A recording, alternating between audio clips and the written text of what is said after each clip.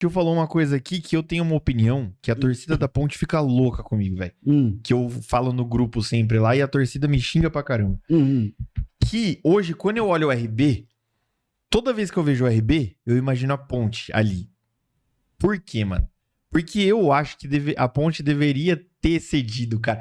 Falam que não teve, né? A proposta. Falam que nunca foi oficial e tal. Mas, Oswaldo, sinceramente, cara, por tanto que nós tá sofrendo aqui, eu não veria problema nenhum. Red Bull Ponte Preta, velho. De verdade, cara. Porque é uma empresa de bebida, entendeu? Então, assim, não é fundir com outro clube, nem nada. E aí botava a camisa branca, aquela faixa preta bonita, que é a camisa tradicional, e os touros vermelhos aqui do lado, você ia gostar. Aí é B.O. Aí é... Posso falar podia uma coisa? negociar. Posso dar uma opinião franca? Já me perguntaram sobre isso, vou dizer. Sabe por que deu certo lá? Com todo respeito ao Bragantino? Não tinha torcida. 300 pessoas no campo, mano. 500 pessoas no campo. Com todo respeito, tem um carinho, tem amigos queridos em Bragança. O Marquinhos Chedi é uma pessoa que eu gosto, tem um relacionamento. O Luiz Arthur, filho dele, é hoje um empresário. Eu falo menino mas é um cara vanguarda. Hoje cuida, é gestor de grande parte das coisas da família, da empresa, dos negócios da família, que é o Luiz Arthur. Mas não adianta, cara, não adianta. Bragança é uma cidade que tem um outro perfil. Você imagina, você colocar RB Ponte Preta, botar vermelho na camisa, mudar o layout é complicado. Mano, eu lembro quando a Ponte... O Salzburg, RB Salzburg, ele era o Salzburg puro anteriormente. E aí a torcida odiou tanto a fusão ou a compra que criou outro Salzburg. Então tem o RB Salzburg e tem os que falaram, não, a gente não aceita. Dissidentes. E fizeram outro time. Que da hora. Eu lembro que na Ponte aqui, quando a Brahma era patrocinadora, que eles fizeram tipo um monte de cadeira vermelha, assim, a torcida ficou maluca também, não aceitou. Arrancava as cadeiras tudo, mano. Você não lembra a história do orelhão verde, cara? Os caras pintaram o orelhão, meteram um spray lá no orelhão. É mesmo? Na frente? Mas tinha um orelhão atrás do gol. Ah, lembro do orelhão. A telefônica era verde. Sim. Os caras não pegaram esses spray de pichar. O pessoal que faz trabalho de pichação, não pichador, os artistas mesmo. Grafiteiro, né? Grafiteiros. Os caras meteram lá, velho. Olha que doideira. Tá maluco? Pô, Grêmio Internacional, a Coca-Cola é vermelha. Os caras quase melaram o contrato com a Coca-Cola porque quiseram e fizeram a Coca-Cola mudar a cor da logomarca pra não botar vermelho na camisa do Grêmio. Então, assim, esses times assim, é difícil você pegar. É verdade. A chuteira do Jô, você lembra? Não tem como comparar também, com todo respeito ao Bragantino, também não tem como comparar com a Ponte, com o Guarani. Não tem, em termos de tradição, de história, você imagina, cara. Mas sabe o que me deixa triste, cara? A torcida da Ponte do Guarani é uma torcida muito fanática, certo? E hoje, sinceramente, eu sempre gostei de ir no campo, cara, mas eu perdi o tesão, mano. Eu perdi o tesão de ir pro campo. Porque você vai lá, cara, se o time toma 8-0 jogando, é uma coisa. Agora, o que a gente tá assistindo aqui, Guarani é a mesma coisa. Guarani perdeu uma baita oportunidade de subir num campeonato fraquíssimo, velho. Então, mas aí... Chegou ali na reta final, renovou os contratos lá e tal. E aí, pum. Mas, Carlinhos, o que eu falo é o seguinte, nós já vivemos aqui em Campinas anos extremamente vitoriosos de Ponte Preta e Guarani. O que eu digo é isso, se conseguiu chegar nisso do jeito que chegou, por que não, naquele momento, ter tido as responsabilidades, o equilíbrio, a sabedoria para se manter daquela forma? Porque aquela coisa, a Ponte vinha numa sequência, o torcedor fala da questão que nunca foi campeã, mas a Ponte vinha numa sequência extremamente positiva. 2011, quase campeã. 2012, semifinalista. 2013, finalista do campeonato. 2014, disputou o título até a última rodada. Se você continua nesta situação, nesse perfil, uma hora vai acontecer. É verdade. É a questão. Por isso que eu falo, eu tenho algumas restrições em relação a ela, pela forma um pouco, às vezes, arrogante dela falar, da presidente Leila Pereira. Ela fala do Palmeiras, às vezes parece que ela inventou o Palmeiras, ela fundou o Palmeiras. Mas uma coisa hoje na coletiva dela, cara, tem que aplaudir, tem que aplaudir. Um colega me perguntou a opinião sobre... Cara, ela absolutamente coerente com a filosofia de trabalho dela. E ela falou, só o coletivo hoje só para mulheres, só para jornalistas mulheres. Ela falou, eu não contrato, o Palmeiras não contrata para fazer graça para torcedor, para dar satisfação para torcida organizada, para a imprensa. O Palmeiras vai contratar um jogador quando tiver a possibilidade dentro daquilo que a nossa comissão técnica pediu.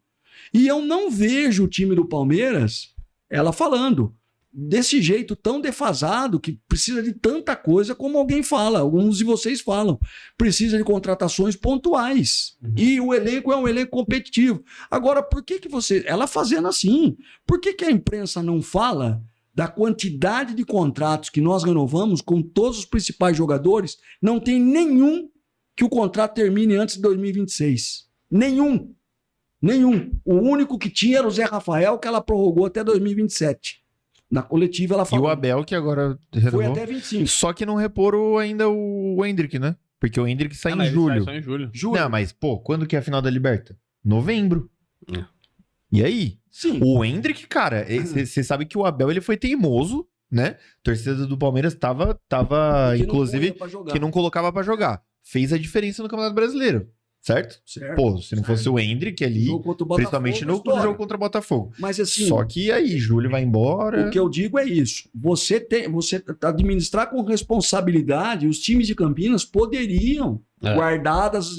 Eu não estou comparando o Palmeiras com o Ponte e Guarani. Cada um tem a sua realidade. Mas a responsabilidade, a seriedade cabe em qualquer lugar. Na nossa casa, cuidando das nossas coisas, os filhos, da nosso trabalho, a gente é desse tamanho, e esses empresários que têm milhares de funcionários, a responsabilidade financeira tem que ter. Não adianta você gastar mais do que você ganha, uma hora a conta não vai fechar.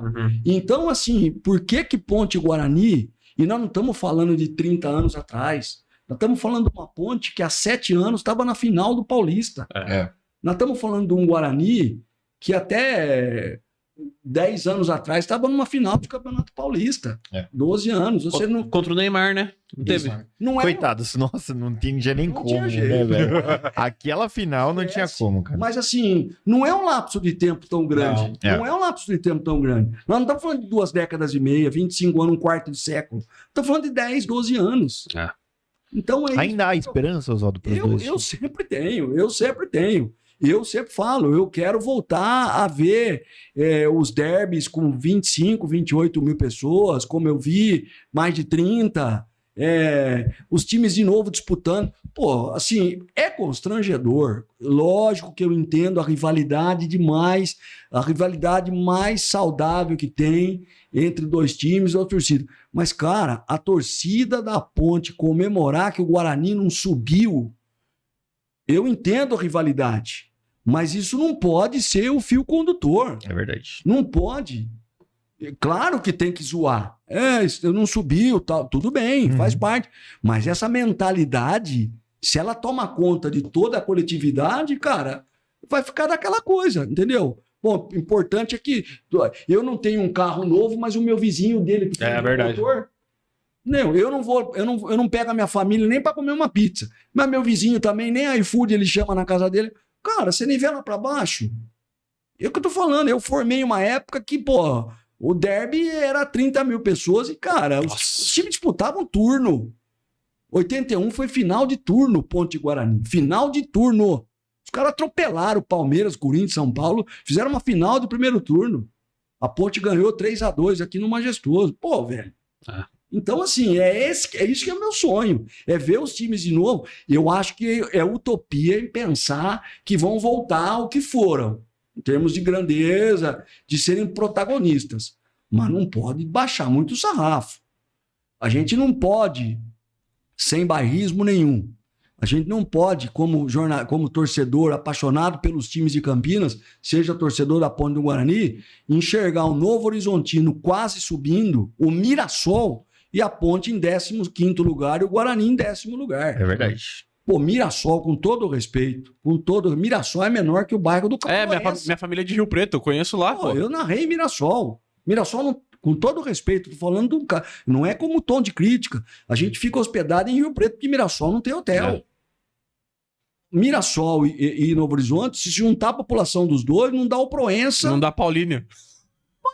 Que isso, Heitor? Mas nem perto. Não dá a Zona Sul, não dá a região do Campo Grande lá, do Campos Elíseos, aquela região lá depois da Anhanguera, lá na John Dunlop, lá pra cima. Cara, como é que esses caras chegam em 5º lugar no campeonato? E o Novo Horizontino, tinha um amigo meu que jogava, o primo do Caleb. Sabe o Caleb? Sim. Que é da Central, o Rafa, ele jogava no Novo Horizontino. O Caleb é o filho do Silas. Tá. O Rafa, ele jogava no Novo Horizontino, eles estavam na série A... Porque tem a série A1, A2, A3 e a B do Paulista, né? Isso. Ele jogava lá na época que eles eram a 2ª divisão do Novo Horizontino. Olha como subiram. Cara, eu entrevistei o Eduardo Batista. O Eduardo Batista falou pra mim no ar: Oswaldo, eu não saio daqui hoje. Eu não troco, não saio daqui absolutamente por nada. Olha só. Eu só saio realmente por um projeto de trabalho a longo prazo. Porque aqui, cara, eu tenho tudo. O centro de treinamento dos caras é referência. O Rafa falou assim: o time do Salzburg enfrentou ano passado pela primeira vez o RB Salzburg e perderam de 4-0. Nossa, aí deve doer, hein, mano. Que é embaçado. Tava falando com o meu sogro. Meu sogro é Ponte Pretano Roxo. Inclusive, ele ficou muito feliz quando eu falei que você vinha aqui.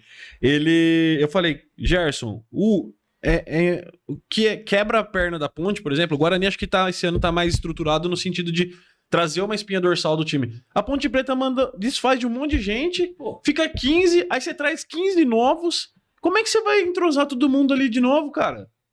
A Ponte, 16 jogadores foram embora. 16 Olha jogadores. Aí. Cara, alguma coisa tá errada. Como é que 16 jogadores entre fim de contrato, jogador que optou por outro clube, dispensa 16 jogadores? O Eliel era uma promessa e foi embora, né? Foi vendido. Foi vendido pro Cuiabá. Então, assim, se você tem no final do ano 16 jogadores, cara, é um ano perdido. É um ano de terra arrasada. E nós estamos falando do ano que a Ponte foi campeã paulista da Série A2. Sim. E ao final desse ano, você ter 16 atletas que saem, tudo bem. Tem situação que não depende, entendeu? O Sport Recife veio, deu uma grana pro Kaique e o Kaique quis ir embora. Mas, peraí, 16, cara, é muita coisa. É muita coisa. E saiu de graça, mano. Ué. O Kaique saiu de graça? Nossa. Porque tinha um rolê lá de um salário atrasado, direito de imagem atrasado. Aí pra ele não cobrar, tá ligado? A ponte liberou, mas... Enfim. Diego Romano falou, pelo bem de Campinas, Ponte e Guarani tem que estar na mesma divisão. E eu também torço por isso. Mas na A, né, de preferência, isso é mó legal. Não, na Série A.